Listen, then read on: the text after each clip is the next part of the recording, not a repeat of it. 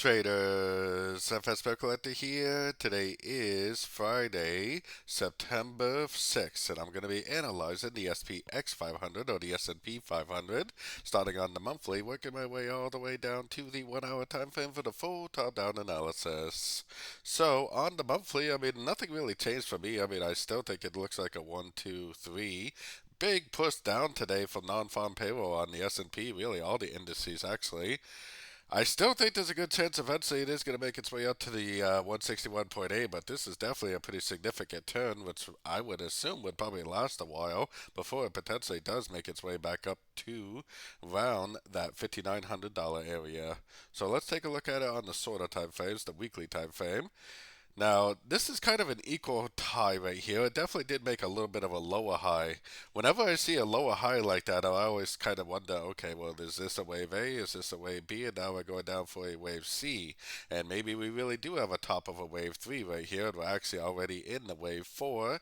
And once the wave 4 is complete, that's when it's going to go up to make the wave 5, maybe hitting that $5,900 area that I've been forecasting. So taking it down to the daily time frame. Now on the daily, this still looks like 1, 2, 3 waves down. So that does look like a three-way pattern. It does look like an ABC correction. This move up also looks like 1, 2, 3, 4, 5 waves up. So that move up looks like a trend. So the fact this move down is 5 waves, this move up is move down is 3 waves, this move up is 5 waves. I still think there's a very good likelihood that this is actually still going to end up making some sort of a correction, and it's probably still going to end up continuing the uptrend at some point.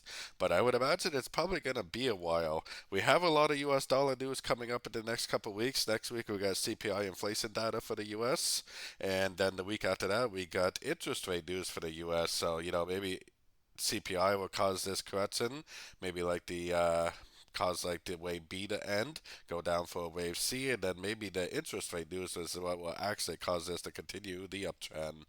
So anyways, taking it down to the 4 hour time frame, I'm definitely watching my Fibonacci retracement because like I said, this is 5 waves up, so you would kind of expect this move down to possibly end up turning into some sort of 3 waves down.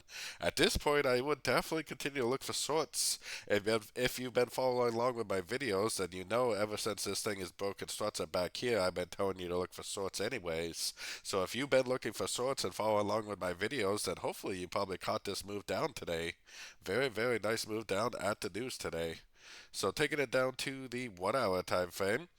Definitely impulsive up, 1, 2, 3 down, impulsive up. Easy to say in hindsight, but that is actually a very clear little ABC correction right there, and a very nice engulfing move to the downside at the FOMC, not the FOMC, but the non-farm payroll news. So it was a very clear entry to go short. So that's exactly what I'm looking for. I'm looking for those 1, 2, 3 wave patterns to go short. So if it goes up, it makes 1, 2, 3 waves up, impulsive engulfing to the downside. I would definitely go short again for the continuation of the downtrend, at least until we get some sort of a significant break of structure to the upside on preferably like the 4 hour time frame range. I would continue to look for shorts while we learn that whether this move is a correction to the uptrend or not. If we look for shorts and it just keeps on going down and down and down and down, and we're looking for shorts the whole time, it really shouldn't be a problem for us. So, anyways, don't forget to join my free Discord channel, which is linked over here in the corner. And as always, thank you and happy trading.